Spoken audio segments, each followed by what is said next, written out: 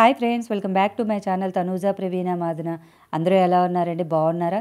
ఈరోజు chicken noodles ఎలా తయారు చేద్దామో చూద్దాము. ఈ నూడిల్స్ అయితే మైదా నూడిల్స్ కాదండి, ఇవైతే గోధుమ పిండితో తయారు చేసిన నూడిల్స్ అట.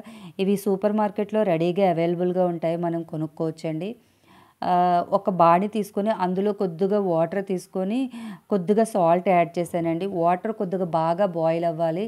వాటర్ బాగా బాయిల్ అయిన తర్వాత అందులో నూడిల్స్ అయితే ఓపెన్ చేసి వేయాలి. ఈ మైదా నూడిల్స్కి ఈ గోధుమ పిండి నూడిల్స్కి కొద్దిగా తేడా ఉంటుందండి. మైదా నూడిల్స్ని కొద్దిగా ఎక్కువసేపు మనం అయితే కుక్ చేయాలి. ఈ గోధుమ పిండి నూడిల్స్కి మనము ఎక్కువసేపు కుక్ చేయకూడదు. కొద్దిగా బాయిల్ అయిన వెంటనే మనం తీసేయాలండి. ఈ గోధుమ పిండి నూడిల్స్ అయితే చాలా హెల్దీ అండి. మనము రెగ్యులర్గా తీసుకున్న ప్రాబ్లం ఏమి ఉండదు. ఇదిగోండి, కొద్దిగా బాయిల్ అయిన తర్వాత పక్కకు తీసేయాలి. పక్కకు తీసేసి వాటినైతే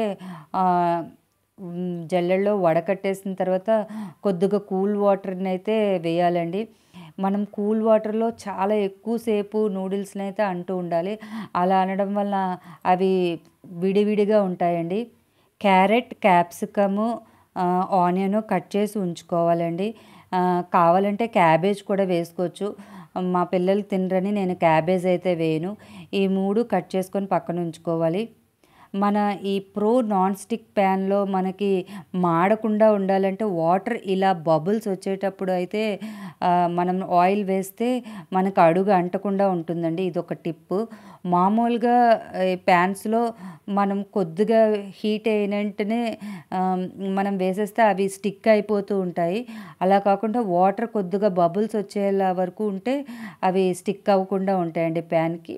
ఆ తర్వాత కొద్దిగా ఆయిల్ వేసి 2 ఎగ్స్ వేసి కొద్దిగా సాల్ట్, కొద్దిగా కారం వేసి బాగా కలుపుకొని పక్కకు పెట్టాలండి. ఎగ్ ఇగోండి ఇలా అయిపోయిన తర్వాత దీన్ని పక్కకు తీసుకొని ఉంచుకోవాలి.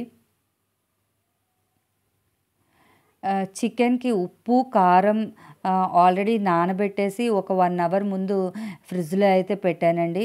ఇలా చికెన్కి ఒక ఉప్పు, కారం రాసి ఉంచితే మనకైతే చికెన్ అయితే చాలా బాగా సాఫ్ట్గా ఉంటుంది. ఎగ్ని పక్కన తీసేసిన తర్వాత చికెన్ అయితే వేసేయాలండి. చికెన్ చాలా చిన్న చిన్న ముక్కలుగా చేసుకోవాలి. అలా చిన్న ముక్కలుగా చేసుకున్న చికెన్ ఉడకడానికైతే ఒక 5 మినిట్స్ పడుతుంది. ఇలా ప్యాన్ మీద మూత పెట్టి ఒక 5 మినిట్స్ అయితే చికెన్ని కుక్ చేయాలి. ఇదిగోండి, చికెన్ అయితే కుక్ అయిపోయింది. చికెన్ కొద్దిగా ఎక్కువసేపే కుక్ చేయాలండి. చికెన్ కుక్ చేసిన తర్వాత అందులో మనం ఆల్రెడీ కట్ చేసి పెట్టుకున్న క్యారెట్, క్యాప్సికమ్ అన్నీ వేసిన తర్వాత బాగా కలపాలండి. బాగా కలిపేసి ఒక మూత పెట్టి ఒక 5 మినిట్స్ ఉంచాలి. ఇప్పుడు ఆల్రెడీ మనము ఉప్పు, కారం వేసి చికెన్ అయితే ఉంచాం కదండి. కాబట్టి ఇందులో కూడా మనం ఉప్పు, కారం వేయక్కర్లేదు.